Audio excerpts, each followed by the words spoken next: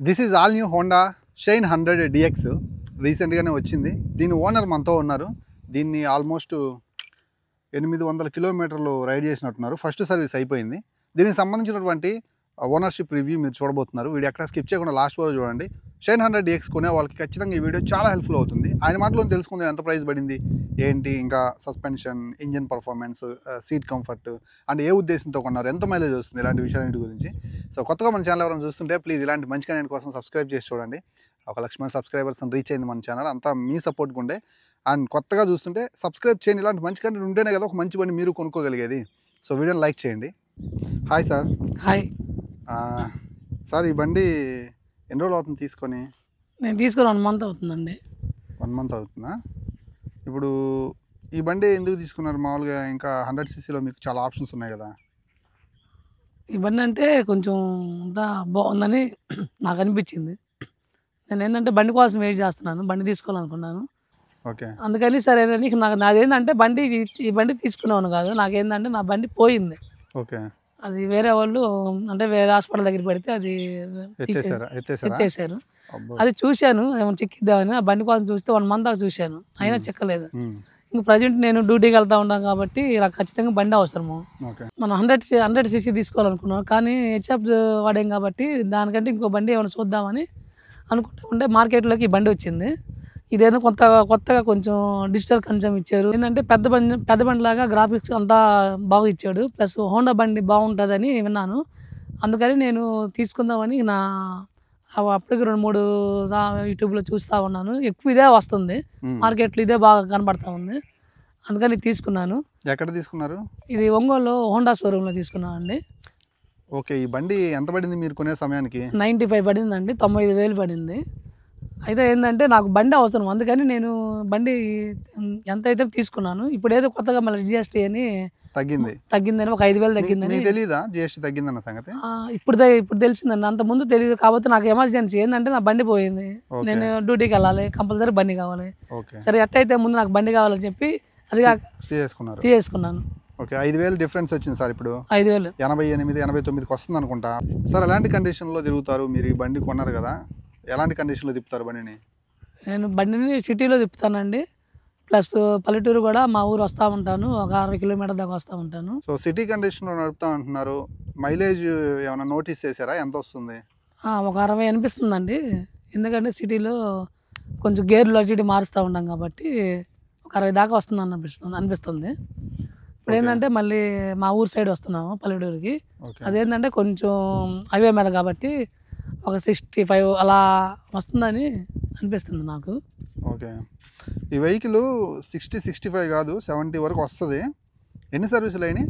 First service అయిపోయిందండి. First service అయిపోయింది. First service తర్వాత ఏమన్నా మారినట్టు అనిపించిందా బండి పికప్ కానీ?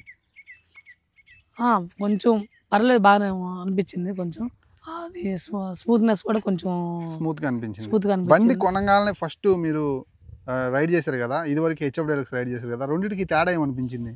రెండింటికి తేడా అనిపించిందండి. ఏంటంటే ఆ బండి నడుపుతుంటే కొంచెం ఇంజిన్ సౌండ్ కూడా కొంచెం ఏదో సౌండ్గా వస్తూ ఉంటుంది.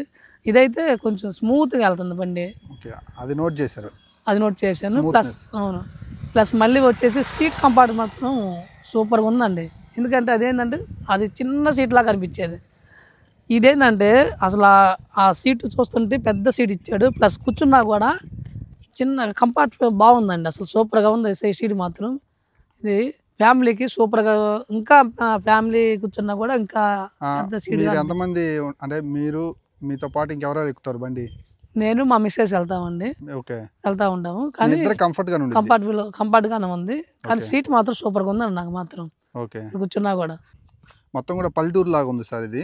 మీరు బాగా రఫ్ రోడ్ అంటే పొలం గట్లకి వాటికి కూడా వాడుతూ ఉంటారా? సస్పెన్షన్ ఎలా ఉంది అసలు, ఏమనిపించింది మీకు ఫస్ట్? అవునండి, మాకు పల్లెటూరే, మాకు పొలం ఉందండి.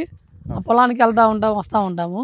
అవి ఆ పొలం వెళ్ళేటప్పుడు ఏంటంటే కొంచెం కుంతలు ఉంటాయి. ఆ కుంతల్లో కూడా సస్పెన్షన్ మాత్రం సూపర్గా ఉందండి. అసలు నీకు ఆ కుంతలో బండి పడ్డా కూడా సస్పెన్షన్ అసలు సౌండ్ వచ్చినట్టు కానీ అంతగా అనిపించలేదండి.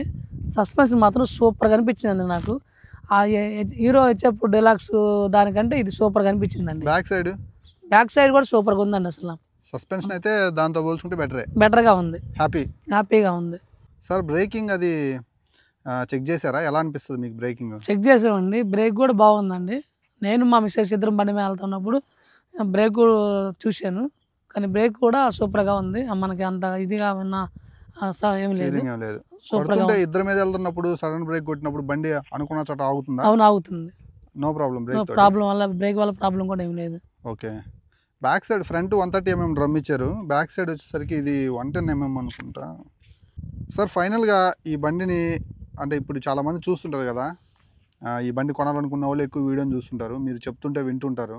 సో మీ మాటల్లోనే వాళ్ళు డిసైడ్ అవుతారన్నమాట. ఈ బండి మీరు వాడి చెప్తున్నారు కాబట్టి మేము చెప్పేదానికంటే కూడా మీ మాటల్లో తెలుసుకొని కొనేవాళ్ళు ఎక్కువ ఉంటారు.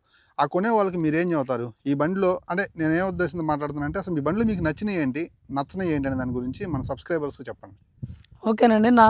నాకు ఈ బండిలో నచ్చినవి ఏంటంటే ఇంజిన్ సూపర్గా ఉందండి, ప్లస్ సస్పెన్షన్ కూడా సూపర్గా ఉంది, సీట్ కూడా బాగుంది, ప్లస్ గ్రాఫిక్స్ మాత్రం సూపర్గా నచ్చిందండి నాకు.